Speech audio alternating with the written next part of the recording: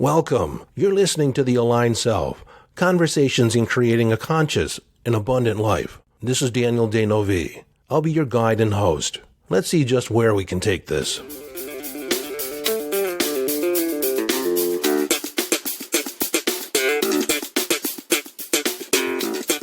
Hello, friend, and welcome back to the conversation. Today I thought I'd do a personal check-in. My episode release has been few and far between since the first of the year, much different than I have in the past.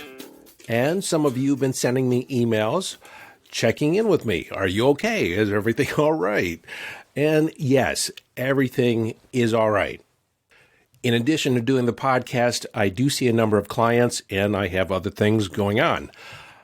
I have only released 6 episodes since the first of the year, which is unusual for me because we're in the 8th week and I've not even released 1 episode a week since the first of the year. There's been weeks where I've done 4 in a week, 5 in a week. And so if you're a regular listener, don't worry. I'm not running out of things to say. In fact, my wife, she's actually surprised I still have something to talk about. I actually have lots of things to talk about. But I wanted to check in with you and just kind of tell you what's been on my mind. Back in the 1st of September, I did announce that I was reinventing my life, taking a look at everything, taking a look at myself as if I've done nothing over the last 30 years. And I have to tell you, I forgot just how uncomfortable that is. I mean, to reassess, to question, to reinvent different aspects of yourself you've kind of taken for granted for a while. Now, I have prided myself over the years of not being that attached to certain things, that I'm willing to let things go. But I realize that I have a certain attachment to certain behaviors and certain perceptions about myself, which may not be true. Or perhaps they're not in alignment with where I want to go. But in just the mere act of questioning what you consider to be the status quo, there's a certain amount of discomfort with that. And while it has not been a dark night of the soul, it has been, a bit dangerous. Now, the art of living dangerous, my philosophy, is learning to feel comfortable, feeling a little uncomfortable. Well, I'm pushing the boundaries of my comfort zone, which on one hand I enjoy, but the whole reason of me reinventing myself or making the declaration that I was reinventing myself is the understanding that I had acquiesced into a comfort zone or a range where I wasn't really venturing out much. One of the areas that I've been looking at is my presence on social media. I have a social media coach, and he's basically informed me that I've been making mistakes. And not necessarily, well, certainly I haven't been utilizing social media to the extent that I could. And I've been wrestling with the idea of just how much do I want to invest myself in it? What is the overall goal? What's the outcome? What's the objective? And exactly how much do I want to commit to it? And I enjoy learning new things. And he's been really good at presenting a different perspective than I've held about social media. So I'm thinking about it in a different way and putting together a game plan, one of which I can commit to and hold to. See, sustainability is really important to me. And so what I've been doing is not sustainable. The other thing I've been looking at is my physicality. What are the mind-body states that I've been embodying, living in day to day? What have I been calling forth? Is it really where I want to be? And frankly, no. I've not been living with the level of vitality that I know that's possible for me. And so I've been implementing some dietary changing, some intermittent fasting. I've been working with my sleep. I've been changing how I use my body, how I exercise, and that has been a little uncomfortable because it's taking something that has been relegated for the most part to my other than conscious mind and bringing it up into my conscious control, conscious assessment. And, when we do that, our conscious minds are not very adept at holding a lot of, or juggling a lot of balls all at once. But not too long ago, I did share the declaration that I wanted to live, or I'm projecting to live another 60 years. I'm at 63, going on 64. And I'm declaring I'm going to live another 60 years, which, given the advances in medical science, it's highly probable that I can do that. And in doing so, I'm planning to live that long. I'm planning a bigger future, a future that I can live into, something that is really stretching. And I'll have some episodes where I go into some of these mindset shifts in greater detail because I think there's a lot of value in that for you. But I've been seriously asking myself, what would it be like to live exponentially? Meaning, if I create goals that are exponential in nature, beyond 10x, how high is high? How much is possible? Because I know for a fact that small goals are no harder to achieve than big goals. And so if I set big goals, big outcomes, bodacious outcomes, what's that going to require from me? What kind of changes in my activity? What do I have to let go of? Because I don't want to work 10 times harder. I want to create an exponential goal, but work less. Is that possible? I think it is, especially when I call in law of attraction and get energetically aligned with what I'm creating. And again, I don't have to do all this myself. I've been looking at the areas that I can bring other team members in. How can I multiply and leverage my capacity, leverage my skill set? Because frankly, the way a lot of people pitch it, in order to achieve more, you have to work harder. Well, I don't believe that. And I know for a fact you do not have to work harder to achieve more, but you do have to work smarter. And I understand that what got me here will not get me there. So I've been assessing my commitments, my unconscious and my conscious commitments. Now, our conscious commitments are those things that we commit to, that we choose, and they usually serve us. Now, there are some unconscious commitments, understanding that anything that is currently showing up in your life is doing so because on some level, you're committed to maintaining it. So I'm making an assessment of what am I currently doing? What's currently in my life that isn't a hell yes, that is not, what I really want, that doesn't really juice me up, that doesn't really, create some vibe and verb in my being. What in my life am I just going through the motions on? And can I eliminate that? Now, some things I've been able to drop just because they aren't that important. But there's been other things that I've been engaged in that I didn't necessarily find fulfilling. Like me getting up and letting the chickens out of their coop when the sun came up was something that was interrupting me getting to the gym. Now, that seems like a small problem to solve. But if the sun comes up and the chickens aren't out and they can see that it's sunny outside, they make a hellacious amount of racket. And for the most part, we're urban farmers. So we have neighbors. And I personally think it's important to let them out when they want to get out and then have access to food. Now, this might seem rather pedestrian, but that was a problem for me. That was an issue. And my wife solved it for me. She ordered a solar-powered door that is activated on a timer or by light, sunlight. So now I can go to the gym and not worry about letting the chickens out. Because even though I get up early, I don't always get out the door early. And so sometimes I take my time, and then it gets to a point where I either make the decision to go or stay. And if I have to let the chickens out, and if the sun is rising at 7:30, 7 o'clock, that cuts into my workout time, and it just becomes a level of pressure. But now with the door, I don't have to worry about it. So that has actually created a sense of ease and grace in that area.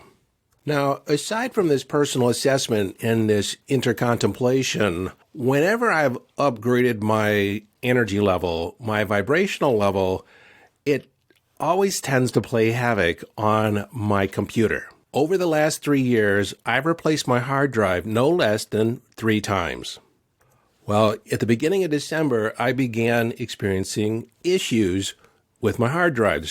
I started getting messages that there were errors, and they're fixing the errors. And, I have Windows, which is problematic in and of itself. But I was having issues with my hard drive. It was telling me that my hard drive was failing. So I ordered one. But I kept putting it off, fixing it, because there's just there's some getting through the going through with that. I have to reinstall all the operating software. I've backed up my files, and it seemed as if, it was kind of maintaining itself. It kept repairing, and I was able to use it, and it wasn't that big an issue yet. And I was just kind of in the back of my mind setting up a day when I could do that, when didn't need my computer, and I could replace it and start reinstalling and everything. Well, since the first of the year, there's been an increasing number of fixes where the computer has actually gone into a self-diagnostic mode and has been fixing my hard drive. Well, unbeknownst to me, several of my files, my critical files that I relied on, were corrupted. In the back of my mind, I was thinking, well, it's going through the diagnostics, everything's being fixed, it seems to work, but the actual file information, the components of the file, were corrupted at certain points. So some of the videos I shot, some of the materials that I created were not retrievable. They were trash. I didn't find that out until I got a critical error saying that you have an issue. So I sat down and I reinstalled my hard drive. I bit the bullet and I reinstalled it. It took the better part of a week because I didn't want to repeat a problem. I wanted to be organized at the end of this, and how it has occurred in the past. I've had, the 3 hard drive failures over the last 4 years, and I have 3 to 4 terabytes of information spread across 5 hard drives. Now, if you're not, let's just say it was a mess. If you're not involved in computers, you don't really care, but it was a mess, and so I just had to clean it up. That has been uncomfortable. On top of this, I had a friend of mine. I mentioned this in a previous episode. A friend of mine asked me to assist with a charitable organization. And I thought I was just going to go in and assist, on 1 or 2 days a week. And while I was there, it was apparent to me that the whole program, the way it was organized, the way things were communicated, was a hot mess. And so in that moment, I had the intuition, the impulse that I needed to assist on a different level. And when I came home, I mentioned it to my wife. She's very intuitive. And she told me that she had the intuition that I would be doing more than I originally anticipated. Well, I know for myself, because of how I define myself, I am a leader. And if I see a burning building, I'm not going to stand by and watch it burn. I'm going to enroll people in creating a bucket brigade, or someone get the hose, or I'm going to rush in and save somebody, which at times is one of the stupidest things to do, but that's the way I think about it. And so at the time I'm recording this, it's only been 2 weeks since I've been involved, and I've taken a lot on my plate, and I've been really reassessing what am I doing? Because almost every day for the last 2 weeks, or for the better part of 2 weeks, I've been secretly cussing out my friend, and I told him, you got me involved in this. The other thing is that I'm very aware that I don't like this. I don't like, and I'm looking at, why did I go forward? If I have this regret, where is it coming from? Did I bite off more than I could chew? So I'm going to give you a little insight to how I reflect on for myself. So I understand that I intuitively got the hit to start with. There's that. I don't make decisions like that willy-nilly, but I don't typically take my time making decisions either. It's either a yes or no, and it was a yes. So I went ahead and started assisting on a deeper level. But it was frustrating, and it was hard, and I was regretting my decision. And then, this is when I'm facing my sub-personalities. Part of me wanted to quit. Part of me wanted to go back to the way things were. Part of me had this conversation that, you're operating below your skill level. It's not really your job. It's not, you didn't take this on. You didn't choose this. But I did choose it. And I realized that I'm thinking in my head what I'm dealing with. And I want to make sure this communicates to you, because you don't really have the frame of reference. And I don't want to talk about details so much. But I made a decision intuitively. And as I was actually in it, part of me was really resistant. Part of me didn't like it. And so there was a certain amount of regret of me moving forward. And so I had to take a look at that. Was it a weak boundary? Was it, what had me step forward? Was it my ego? And in really reflecting, it was not my ego that threw my hat in the ring. It was actually my ego, my insecurity, that was being resistant. You see, I just created this goal, which I shared with you, to live an exponential life, to take it out to the nth degree, to 10x it with less work. And here I was involved with something that was definitely more work than I wanted. And my smaller self, my ego, was saying, you're compromising your big goal. You're getting in the way. And then another part of me thought, well, if I'm committed to working less, can I make it all work? Here's the challenge. Here's the adventure. And as I positioned it as an adventure, then it made it all easy. So where's my involvement going to end up with this organization? I have no idea.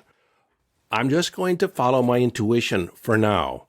And I don't necessarily need the big picture or understand how it's going to fit into the overall picture, but I'm in the adventure of making it all work and making a difference in every area of my life. And so for now, I'm just going to listen to my intuition on when to turn left, when to turn right, when to go forward, and when to pull back. And I'm trusting my higher self that there is a grander vision, a bigger picture than I'm currently made aware of. Now, this is not typically how my life has been over the last 20 years. I've typically been able to see around the corner or down the road, behind walls. And on a rudimentary level, intuition shows up as a yes or a no, an expansion or a contraction, a pulling back or a moving forward. And it's been my experience, I was recounting this to my social media coach. I was just telling him where my mind was. It's been my experience that over the years that this happens this way when I'm being prepared for an exponential jump that I'm not necessarily present to. And so it's almost like the blinders are put down over my long-term vision, and I have to operate from gut instinct. Because there are typically certain things that I will have to traverse that I would not or would shy away from naturally because I wouldn't necessarily see the grander picture of how it would build me as a bigger person. What I realized in speaking right now, that what's being expanded, what's being cajoled, exercised, massaged, is my own concept of my capacity. Now, capacity, how high we can jump, how fast we can go, how far we can go, how much we can do, is all an idea. Our capacity is a state of mind. And how we typically expand our capacity is by going just past what's comfortable. If you think about exercise, if I'm doing push-ups and I can do 5, and 5 is at the limit of my capacity, that's just in my state of mind. That's just what I think. Could I? Because there's a point of pain, there's a point of discomfort where doing 6 is uncomfortable. And so if I can do 5 comfortably, I'll attempt to do 6 and eke my way through it if possible, or give up halfway through it. But at least I made the effort. I was leaving my comfort zone. And then we'll see what I can do tomorrow. Maybe tomorrow I can do 6 easily. And very often the case, the next day I can do 6. The next day I can push to do 7. But we don't necessarily expand our capacity unless we test the limits of our own thinking. Now, since you are listening to the podcast, I should talk about the episodes. I was looking at, when I do the episodes, why wasn't I doing more? I was actually making myself wrong for not producing more episodes. I have been in the thinking of this whole topic of the higher self. And while I have a great relationship with my higher self today, I realized that it was more of an embodied experience and not necessarily a cognitive experience. I didn't really have the words to explain my relationship and how I interacted with my higher self each and every day. And so over the last 8 weeks, I've actually written down a lot of ideas for podcast episodes, but every time I sat down in front of the microphone or thought about doing so, I would acquiesce to, I don't yet have the answer. And so I've been waiting for my higher self to inform me because I didn't necessarily want to be overly analytical or overly, be in my head about this relationship with my higher self. I wanted it to flow through me. And I didn't really want to do any other episodes because I felt like I needed to get that one out and that it was going to be important. Important in the context of information available for you all or for whoever. And I don't know who's going to listen to this tomorrow or today or, 5 years from now. But this relationship with our higher self has been really important, and especially aware of the different changes in the marketplace out in the world. Now with AI, and there's a lot of deep fakes out there and people can recreate things. I've seen posts on Facebook that I don't even, if it looks too fantastic, immediately I get the impulse of that's created. That's not true. I was on YouTube and there was an advertisement where Wayne Dyer was selling some supplement. And I know he's never ever done that. But as I listened to the tone and the timbre, because I've listened to a lot of Wayne over the years, I realized that it wasn't him. It was a AI reproduction. And then almost about the same time as this realization, my hosting platform for the podcast sent out an announcement that it was going to be more possible for other people to clone my voice, to utilize it in their own way. And that because I have a body of work out now and have been out in the public eye in various capacities, not to the degree that I will be after my social media coach gets through with me, but I have some material out there, and it would be easy to clone my voice.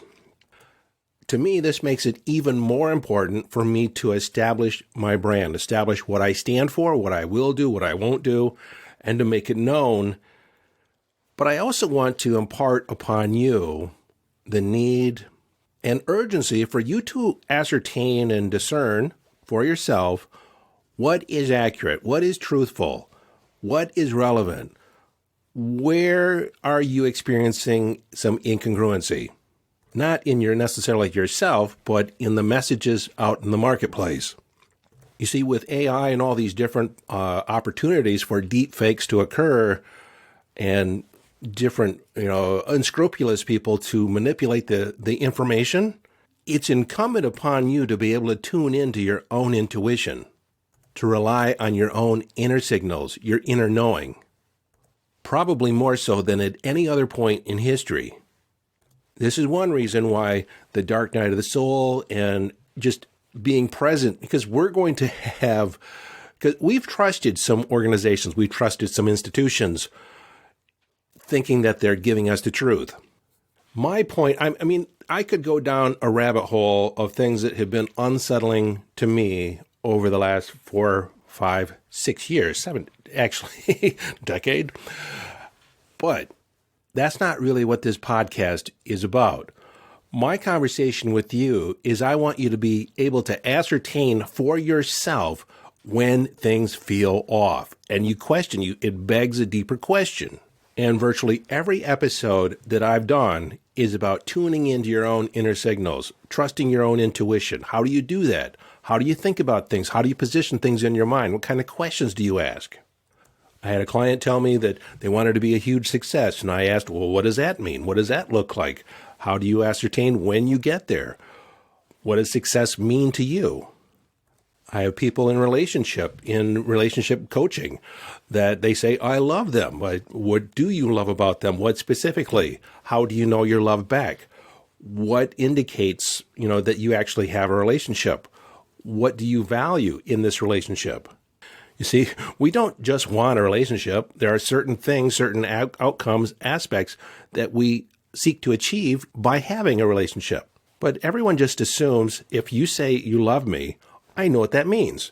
I don't, not necessarily, because you have a perspective, you have a whole constellation of beliefs and experiences that you reference when you say, I love you.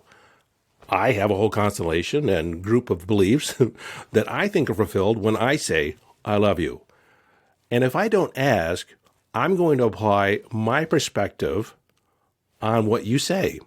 So when you say, I love you, I'm going to make it mean what I think it means. But my friend, it begs a deeper question. One thing that I realize as I'm sitting here talking to you is that when I made the declaration that I was reinventing myself, I didn't make it sound like it was going to be in a month or so. I see it happening this whole year. Well, at least I'm going to commit to a year of being uncomfortable. But in saying that also, too, I realized that I started to talk about the number of episodes that I've released, since the first of the year and why I was holding off and what my commitment is going forward. Well, I'm committing to at least 3 episodes a week. I'd like to do more. I find my sweet spot is actually about 4 a week, where I have, the quotable Monday where I talk about a quote, and then the 5-minute Friday, and then 2 meatier episodes in between. Not that the quotable Mondays don't go in depth. Sometimes those go quite lengthy or I drill down to deeper and deeper detail because a quote stimulates a whole realm of thinking, a whole constellation of concepts. Over the next few weeks, I'm going to be talking more about self-concept, self-identity. I currently have my self-personality coaching program, which a couple of days ago, I actually decided that I was going to combine with the aligned self. So not only do you get to heal the past or resolve the past, but create the future, create your future self, your ideal self, and then align your behavior and your belief system with being the person that you want to be. Because if you haven't heard me say it before, who we know ourselves to be is essentially a collection of knee-jerk, habitually learned responses that we call our personality. And when we see our personality, we think that's us. It ain't. The limits of your capacity, the limits of your ability are governed by your self-identity. And that's one reason why this has been uncomfortable, because I've been challenging my own sense of self. Because of the problems with my computer, the start of the coaching program has been delayed. And so there's still time, there's still room for you to get involved in this recreating yourself. If you see that your life is limited by your self-concept, if you want to unleash your life to be unflappable, when I say unflappable, you're unmessable with. A lot of people use the F word, but I don't want to make this an explicit conversation. See, the problem with most people is that they tend to want to create their future self to jump timelines or engage in their quantum self without actually doing the work to resolve their past, their shadow beliefs, or their sub-personalities that have been getting in the way and sabotaging their efforts all along. And what's interesting to me is that I did not see that as being a vital component in creating the aligned self.